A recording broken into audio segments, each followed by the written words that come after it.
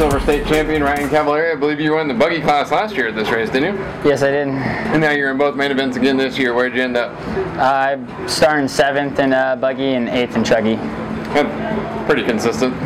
Yeah, I was mid-pack last year and just kind of had our ups and downs in qualifying. Had a really good first run and just had a few problems each run, it seems like, but we'll work on it, and aiming warm-up, we'll test a few things and get up there on pace, I think. It seems like this whole weekend, with track conditions and, just being really hard on everyone's equipment, that it's just kind of all about managing mistakes right now and, who can do the best given what the track conditions are like. So what do you think has been the toughest part of this weekend for you?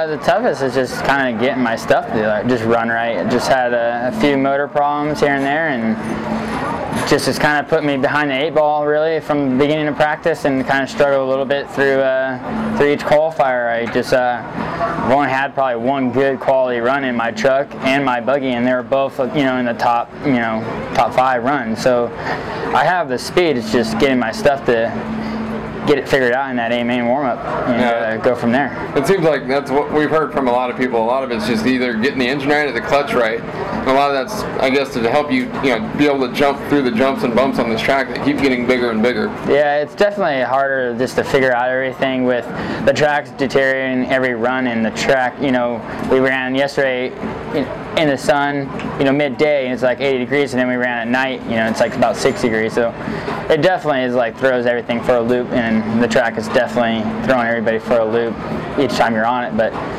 once we get the warm-up, I don't think the track's going to get much worse than that, but it's not going to get any better. So, what do you think has been the toughest part of the track so far this weekend?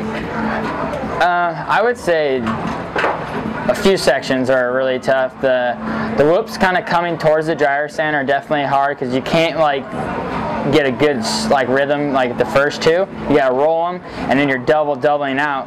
So you're just really gotta be patient to hit that mark. And I would say that really the back straightaway is a difficult spot with the stairs, like that drop down. I mean, we're hitting that section wooded, and it's just, you kind of get a little bit lighted when you land it. It's not hard, but it just is super awkward.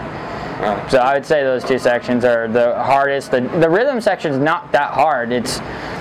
You make it through that first double, you could triple even if you overshoot it, kind of. So yeah, there's everything's technical around the track, but it's hard to really pinpoint which one is the worst. But they brought in a lot more clay this year, and it looks like it's done a much better job of helping the track not get so blown out like what we're used to seeing. But do you think it's better when it blows out that far, or do you like it more when it's like this, that it's not that crazy? Yeah, last year they did a great job of making the track stay together, and this year it kind of feels the same way, honestly.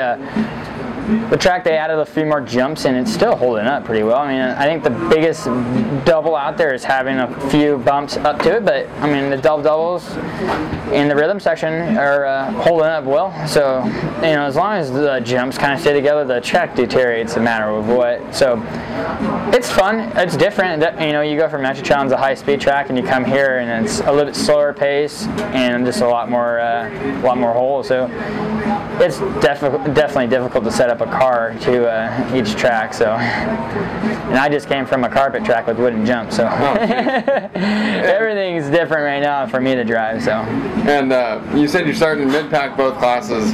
How big of a factor is starting position when it means 45 minutes long? I mean, I'd like to start up front in one of these races, one of these days. But I mean, I've seen to be like a mid-pack, qualifier, and I could get through the first few laps pretty well. I mean, at Nitro Challenge, I think I was like 4th or 5th off the line, and I think I had a few guys crash in front of me, kind of got caught up, and I was probably 6th or 7th on the first lap, and I came back up, 3 or 4 laps later, and I was in 3rd and ran, all the way up to 2nd at one point, and it doesn't really matter a whole lot as long as you keep your head clear and no one really frustrates you too bad at the beginning. But I mean, if your stuff's running good, it doesn't really matter. Everyone's so fast these days that as long as you're in the top 10, you have a great shot of getting up to the top 5 instantly and breaking the top 3 instantly. So the first lap, you know how it goes.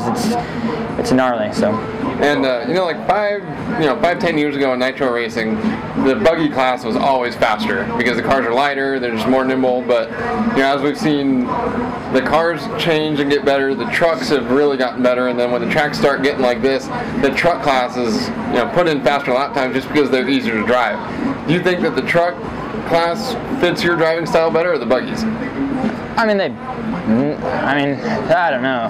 I would say buggy probably fits my style a little bit more. I'm a little bit smoother, but I can charge hard in truggy as well. I would say buggy is more precise and it's just a little bit more technical than truggy is. But anybody can drive a truck, so I would say buggy is probably my specialty. But the truck class is free for all. So. Yeah. Well, you are a 2-time national champion in the buggy class and one of the favorites to win tomorrow, as he is at every race we're here. Congratulations on making both A mains, and good luck tomorrow. Thank you.